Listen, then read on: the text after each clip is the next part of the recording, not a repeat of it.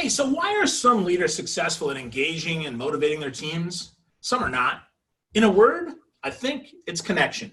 So today I'm going to talk with Michael Gelb, author of The Art of Connection, about how you can get more connected to your team so you and your team can experience even better results. Now, full disclosure, 20 years ago, I got to meet Michael when I worked at Strong Investments, when he wrote his book, Thinking Like Leonardo da Vinci. And I've been following him around since. I've read his book about wine. I've read stuff about genius. And now The Art of Connection is right in my wheelhouse. And I am expecting this is going to be just as much fun as it was 20 years ago when we had dinner together. How you doing, Michael? Fabulous. It's even more fun. We get more skilled at having fun as the years go by. Absolutely. And maybe a little bit more intelligent about the wine we drink as well. I didn't know that you wrote a book about wine. So, Michael, how do you move from wine to Da Vinci to connection, and then eventually to a book about the economy and other stuff like that? How does that happen? Well, I connect with the things that I'm most passionate about, that I'm most curious about and interested in, that I believe will help other people. So I look for the sweet spot in everything I do between what I'm most passionate about, really want to learn about, what I think can help others and make a contribution to the world. And then I bring those together. And obviously there's a range of interests, as you mentioned. The wine book came out of the same impulse that led to The Art of Connection, because what I realized many years ago in teaching people how to think like Leonardo da Vinci, how to innovate like Edison, modeling the skills of the greatest geniuses who ever lived and applying them in our everyday lives, that's really fun and it's fascinating. But if you want to really apply it, it's all about relationships. It's all about connections. So it's actually relatively easy to get genius level ideas. The tricky part is making them happen, because that requires collaboration, it requires relationships, it requires connection. So the wine came out of my observation that clients would always ask me for team building. They said, we're learning a lot, it's really fun, it's really interesting, it's inspiring, but we have some issues on our team. We have people who just don't know each other that well, they're a little uptight. We just, a lot of times, they just merged, or somebody took somebody else over or spun off. And this is only accelerated in the years I've been in business. Is faster, you have to know people quicker.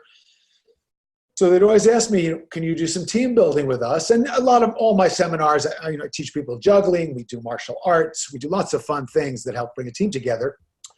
But I thought, how about some wine tasting? And everybody loved that idea. Of course, who doesn't love wine? Right?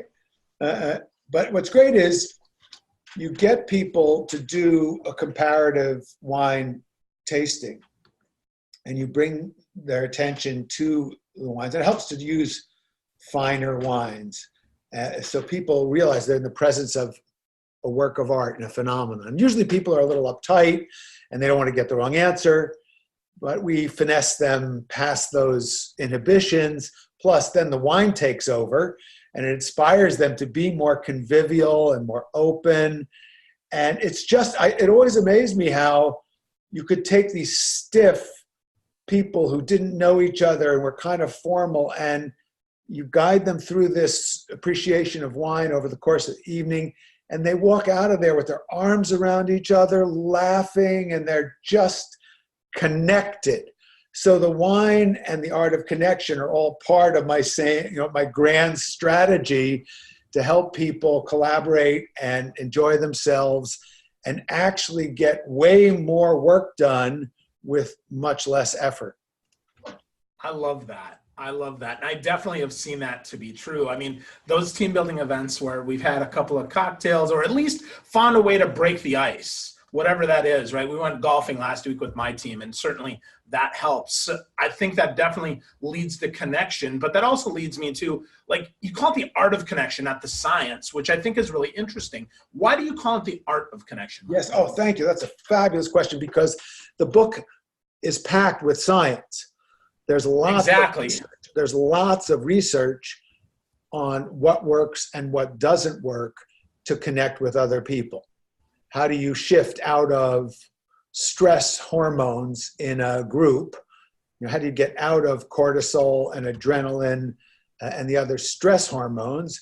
And how do you shift into dopamine and oxytocin and serotonin and endorphins? Because that's scientifically, that's what we're really talking about.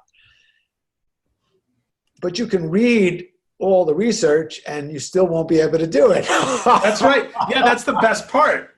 Right. So it helps to understand the science and to know what's going on, but to apply it really is an art. And it means paying attention. It means noticing what works and what doesn't work. It means learning and being curious and discovering that what worked in one person or one group can't be mechanically applied into another situation or another group. You have to actually be present and attuned, like an artist is in creating a dance or a painting or a work of musical composition. There are certain rules and laws of the universe that will make for a more effective composition, a more effective work of music, a more effective choreography. So we want to understand what those are, and that's the science, but applying them is the art. Yeah, absolutely. I think that's really important, because I get asked all the time, like, how do you do what you do? And honestly, I don't think about it. I'm just fully present with what I get to do. And I really think that's the difference. Instead of doing, we have to being, right? We have to be in the moment. We have to be with the other person. And that's why I never script my interviews. I don't think about that. I'm just present with what the other person says. I take it in, I process, and then I share something back, asking a question, paraphrasing, going at your pace versus my preferred pace. And it's just interesting how few people, though, have that art, because they want to check the box and say, no, hold on, I did these 3 things, Phil. I mean, Michael, you've got 7 relationship building skills, so I got the skills down, man. It's not working. What's going on? Right. Read it again. Right. Right. Well, that's the thing, right? I mean, because the funny thing is, of course, right, in prep, not only did I read the book, but then I went and got the summary of the book. And of course, they lead with the takeaways. So we could go through the 7 steps and we could give away the farm, right, with the 7 steps, and you still don't get the essence of the book. And I think that's what makes the book so genius to me. Thank you. Well, it's similar. What I aim to do in all of my books is take timeless wisdom and make it timely. Take universal truths and make them immediately relevant and applicable. So people have said to me, well, I don't know, I feel like there's years and years of material in here. And I say, yeah, how about the rest of your life? And you'll still be learning it, because you're not going to master the art of connection. You're not going to master thinking like Leonardo da Vinci. What you can do is engage in the process so that it transforms your life. And then, as we discuss in the book, emotions are contagious, for better or for worse. So be careful. And we want people to catch and spread the inspiration of these universal truths and be inspired by these stories of others who have shifted or changed or awakened to some humbling insight about themselves. And that's what we're talking about. When we're talking about leadership, if you're not humble, you're not paying attention. Yeah. Absolutely. Well, because you're failing. I mean, and by failing, I don't mean fatal failure, but I mean, you're learning, right? You're failing, you're thinking, boy, that didn't work. So I got to try something else. Or, wow, that was really great. Let's see, if I turn that up a little bit on this person, perhaps it's going to work better. But that's the humility and the hubris to understand that we have to slow down and to be with the person that we're trying to lead and not just try to engage the mass. Is that right? That is right. And part of why it's such a pleasure to speak with you is, as you articulated earlier, you are present and open and spontaneous and curious. So we can really engage. I mean, it's easy to forget, oh, we're on Facebook Live and right. all these people because, because that quality of presence is where everything begins. And once you've got that, then you can actually apply all the other elements in the book. So this is so important that I gave it a Latin name. There's a Latin motto that starts the book, and it is conjungere ad solvendum. Conjungere ad solvendum, which means connect before solving. Ooh, I like that. Connect before solving. So really cool. Earlier, well, I guess it was last week. Last week, I was in Madison, Wisconsin, and I was with the people who are the senior corporate coaches of the senior people of the corporation that I was doing a seminar for. And we were just getting together in order to learn from one another and enjoy each other's company. And the gentleman who I was lucky enough to get some time with, I was actually able to visit him in his place, 90 years old. And he worked directly with Carl Rogers. And he was one of the mentors, this gentleman was one of the mentors of Marshall Rosenberg, who pioneered NVC, nonviolent communication. And Carl Rogers was always one of my heroes, still is, because what Carl Rogers, for people who don't know, is one of the pioneers of human potential psychology, and one of the greatest therapists ever. And what he figured out, his genius insight, was that if you're fully present with people in a unconditionally caring way, that miraculously people seem to improve. That seems pretty simple, though.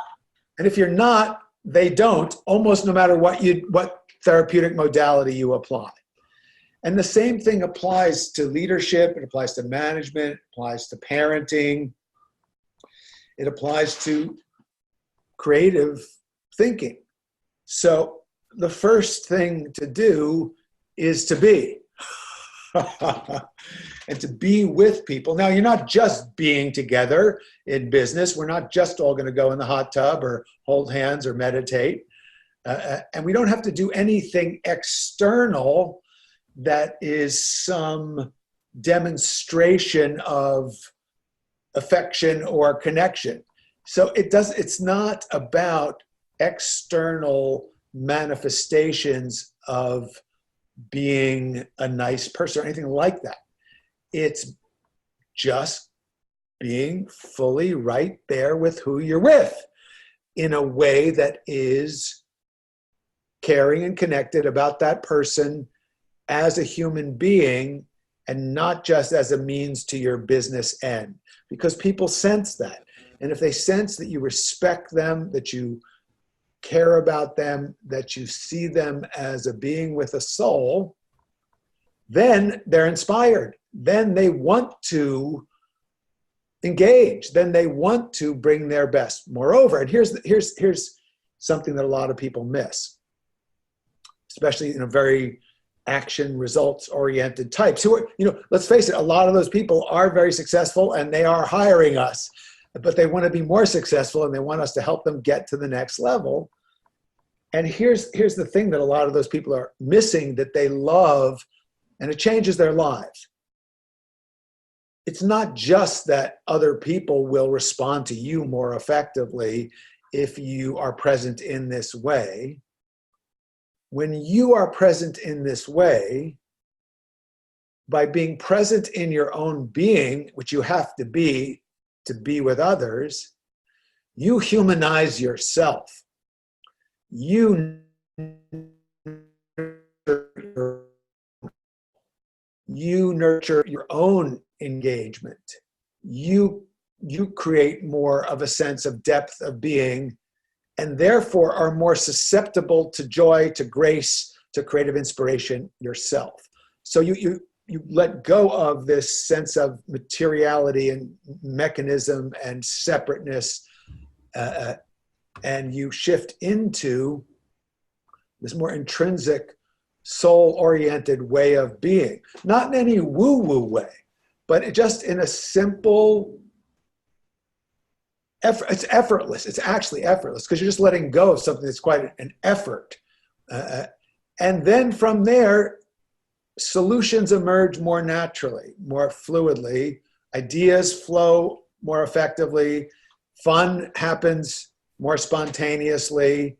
And so once you know that, why would you do anything else? Wow. Wow. So that leads me to a great question though, Michael. Now that we know the answer, why do we do everything else? I mean, why don't we just focus on being, right? Because that sounds so simple to me. And yet I will tell you that maybe in the last 5, maybe 7 years, I've finally learned that and let go of much of the rest of it. But it's hard as heck, man. It's like, it seems so obvious once you say it, and yet it seems so difficult. And I fought it. I had friends that I would fight with, right? That, no, what do I do? What do I do? What do I do? And that's not the answer. It's, what do I be? Who am I? Yes. Well, what's interesting though, I thank you so much for sharing that, because it's not actually hard to let go. Letting go is the easiest thing in the world. You already are being. You can't help it. You just don't notice it because there's so much noise and habitual conditioning and shoulds. People have been shoulding on you since you were a little kid. Society shoulds on you. Your boss is shoulding on you. So you internalize that and you're shoulding on yourself. And it doesn't mean that we don't have obligations and things that we really should do. We should. So it's not just some hippy, dippy, trippy thing. It's just wisdom is connected, and deeper wisdom is connected and springs from presence, which is also the only time your life is ever happening is now. That's the only time it's ever happened. There is no someday. It's a notion you call a memory that you either experience now or not. So now is the only time that there is, and here is the only place that there is, and being is what you want to have be experiencing in the here and now.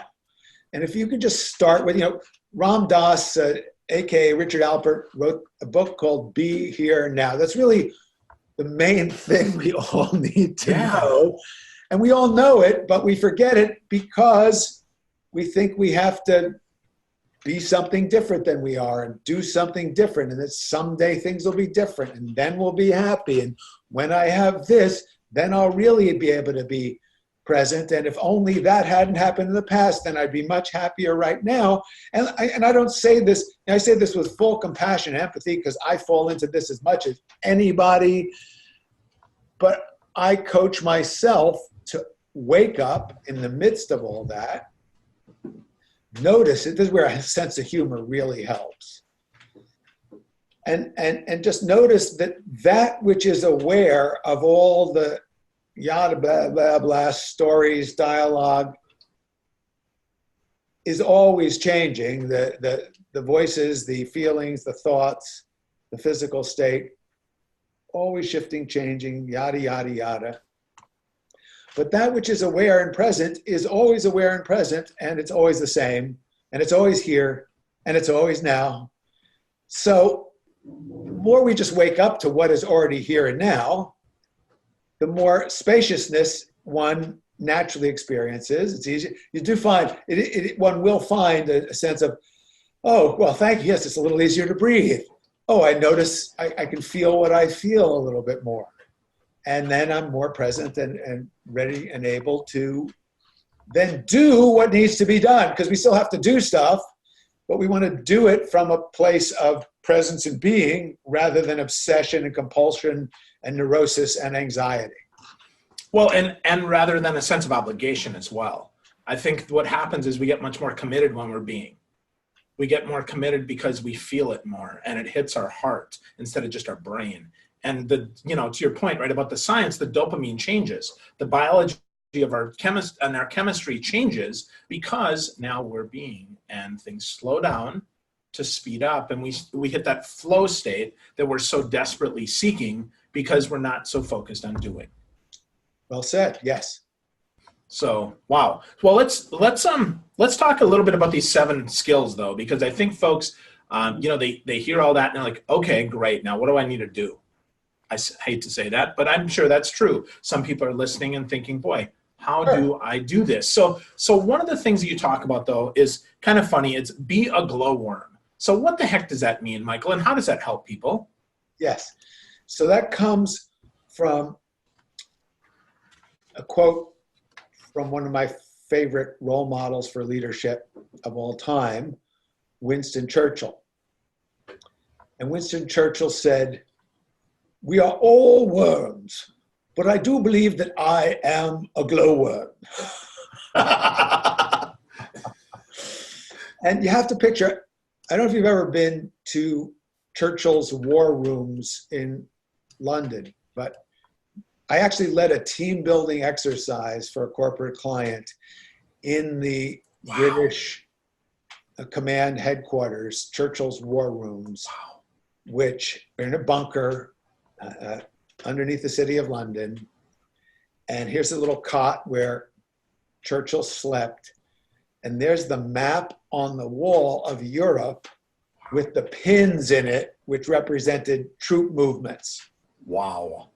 And over here is where he did the broadcasts. So you have to picture this.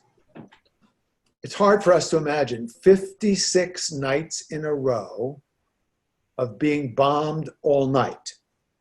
And not just a little bomb here and there, but massive explosions everywhere, so that people had to evacuate to below the ground. They were living in the subway, unless you were in a bunker like Churchill. A lot of people were evacuated to the countryside. But imagine that's 56 nights in a row of bombing that starts as soon as it gets dark and goes all night long. And see, back then, the British didn't know that they were going to win the war. They were facing what seemed to be an unstoppable force of evil, and it was extremely dire situation. But Winston Churchill inspired a whole country to carry on in the face of seemingly hopeless odds. And he did it. You know what's so cool about the time we live in now? You can actually go on YouTube and you can hear the original Churchill speeches. You can hear him say, "We will fight them." I mean, it's never give up, never give up, never, ever give up. And his tone of voice, it is a serious and big. It's not a cheery, "Come on, we can do it." Doesn't sound optimistic. It just sounds courageous. It sounds realistic. It sounds soulful at a level that you can still hear in the recording that's free to us all now.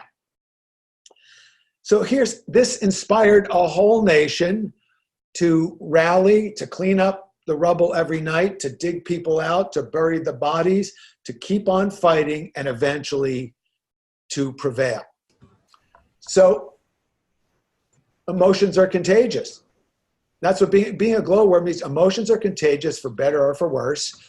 Be careful what you catch and spread. And one of the main points, people then say the objection, well, I'm not Churchill. I'm not the prime minister. I'm not the CEO. I'm just a junior person, or I'm a young person starting out. But here's the thing we're learning. Everybody matters. Everybody matters. And you have way more influence than you may be aware.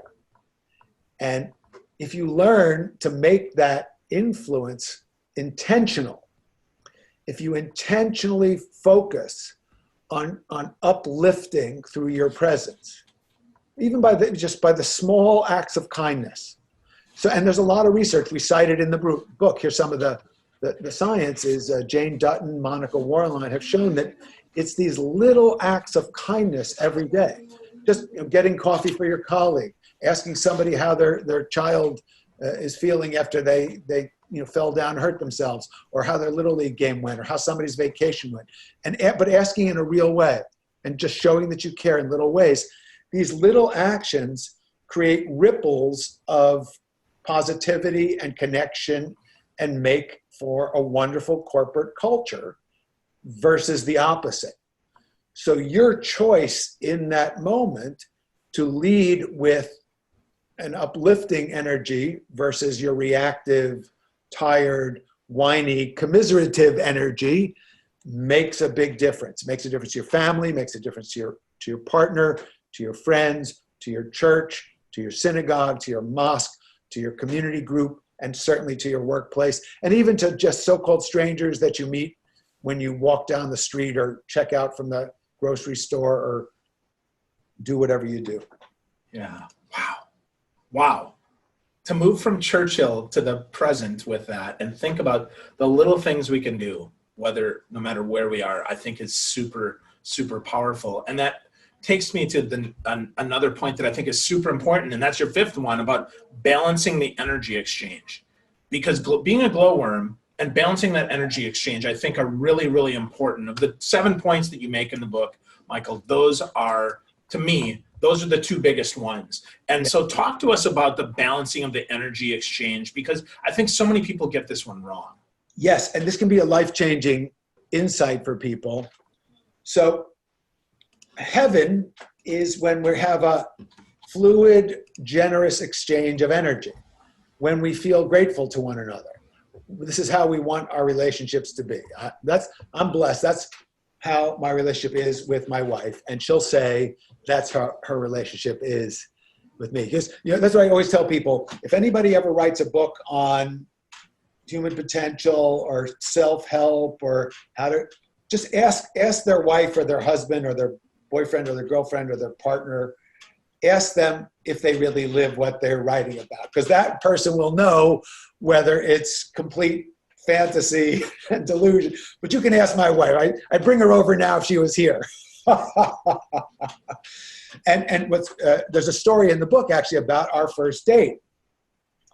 And we kind of knew from the beginning that this was really significant. And we had a conversation on our very first date about, well, she actually raised the fact, because I still am much older than her. And at the time, my career was much more advanced and I had more financial wherewithal. And she had just come out of a relationship with someone who was older than her, but not as old as I was, and more successful than her, but not as successful as I was.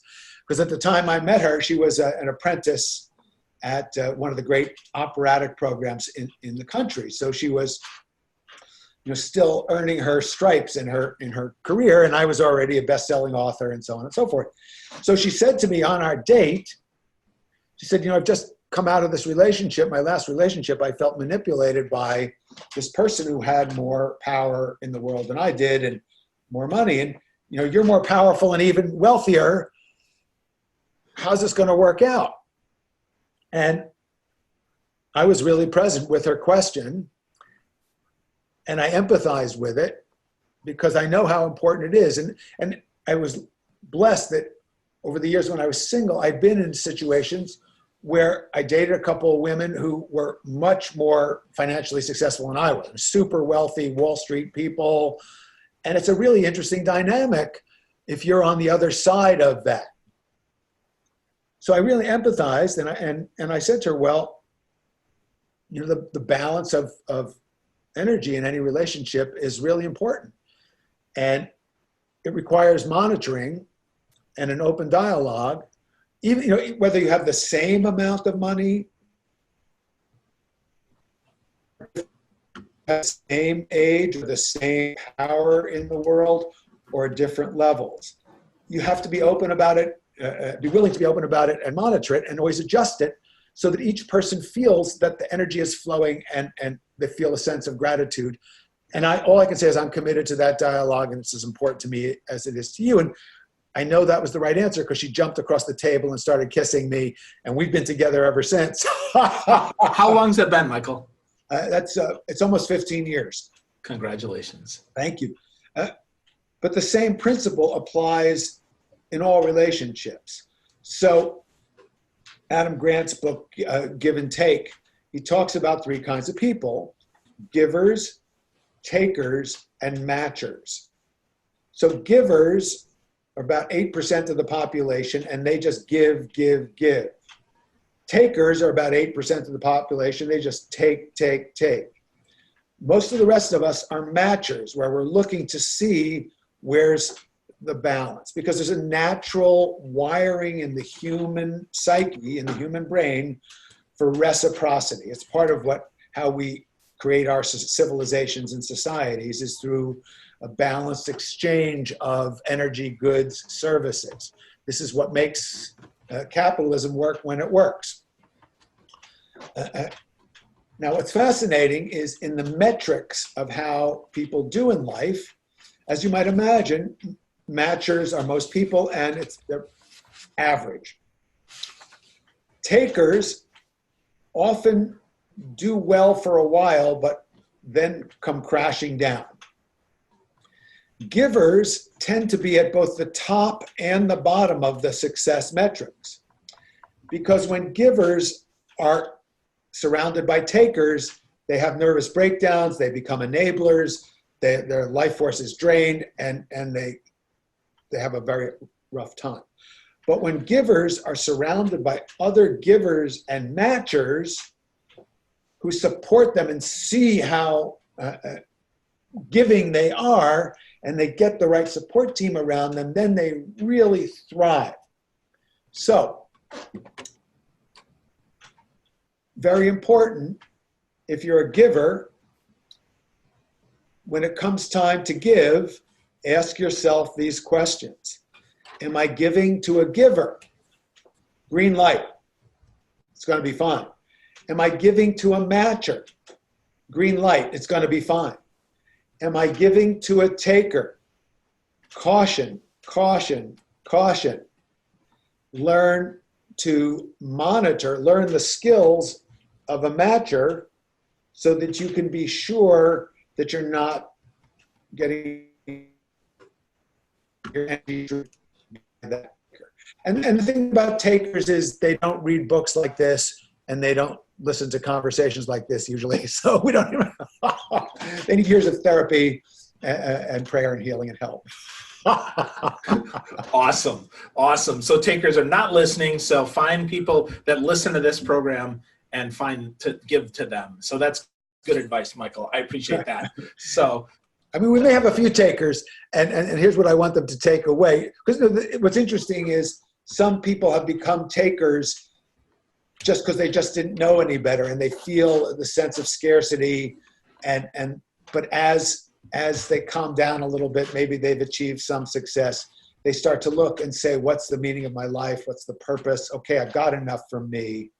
There's an awakening of conscience that takes place for many people who have been takers, and they begin to think, how can I give more?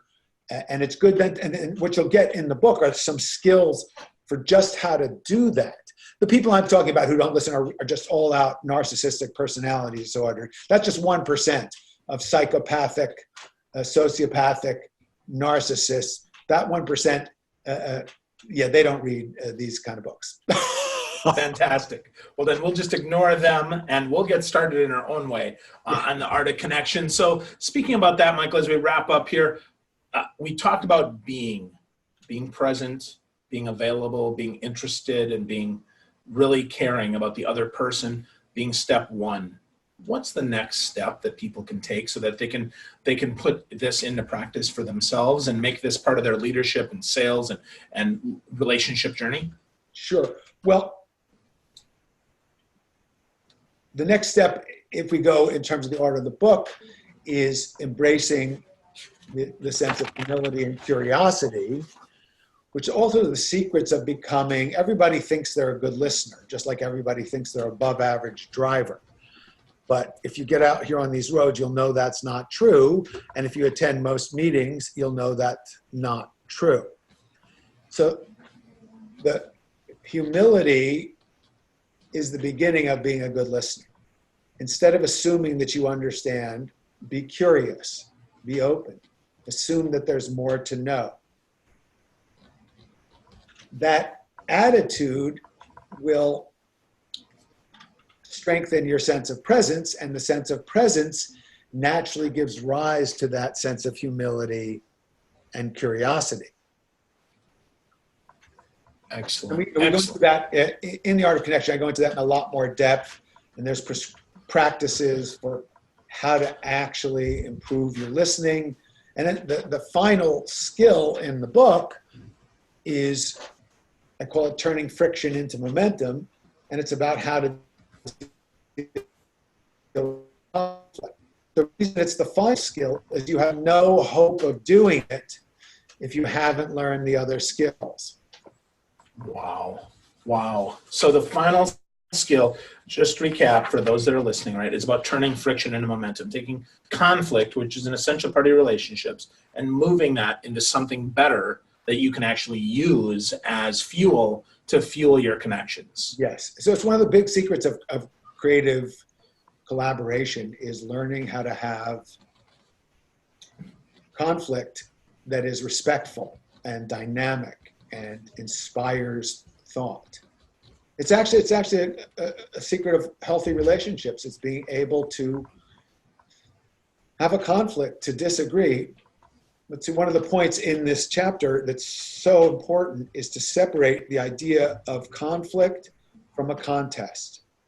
We tend to think in terms of win and lose, which is good. I watched, my neighbor is a huge Green Bay Packers fan. Hey, me too. Yay. Hey! And I love Aaron Rodgers, but I mostly root for teams based on empathy. I don't really have a tribal affiliation, so I root for the people who I know will be happiest when their team wins. So I happened to notice that the Packers won, and I watched a little bit of the game, and it's fun. What makes the game great is you keep score. There's a winner and a loser on the field. But if you apply that same model to your relationships or to your conflicts with your children or your spouse or your team at work, it makes it worse. The goal of a football game is to score more points than the other team. The goal of a conflict in a relationship is not to score more points than your boss or your colleague or your wife or your children. It's to use your creativity to figure out what are the underlying needs of the stakeholders and come up with new solutions to meet those needs. That's the goal of a conflict. It's understanding and meeting human needs and figuring out new ways to do that we haven't thought of yet. And then you can feel how that inspires respect and it inspires creativity instead of violence and the desire to dominate and you win and they lose. How can you win and your kids lose? If you win and your marketing department loses, if you're in a production and marketing loses, your company loses. So you all have to we're all in this together. And you know, more enlightened people realize that that's true for all of society because we're all connected, whether we like it or not. Yeah, absolutely. We are for sure. So The Art of Connection is the book, folks. If you haven't picked up a copy by Michael J. Gelb, you absolutely need to. It's a fantastic book. Michael's at michaelgelb.com. It's Gelb for those of you spelling at home. But Michael, if people want to talk to you a little bit more, if they have some questions, is there a favorite social media outlet you have where they can actually get to you and have some chats? Sure. Well, the absolute best thing people can do is, as you suggested, go to michaelgelb.com, Gelb, and sign up for our free newsletter. That's the number one thing to do. And then, yeah, I'd say find me on all the usual platforms. LinkedIn is my most active place. So I'm delighted to connect with more folks on LinkedIn. And I don't check, I have to confess, I don't do as much on Twitter and much on Facebook. I mean, I monitor them from time to time, and I have people who do that. But I do engage more on LinkedIn, and I love to hear from people who connect with me through michaelgelb.com. Awesome. So, folks, if you want to get more connected with Michael, go to michaelgelb.com. That's michaelgelb.com. Feel free to ask him some questions there. Connect with him on LinkedIn. Let him know you saw him on Conversation with Phil. Michael, it is a pleasure. I promise it will not be 20 years again before we have a conversation. Thanks for your time today. Thank you, Phil. Good times.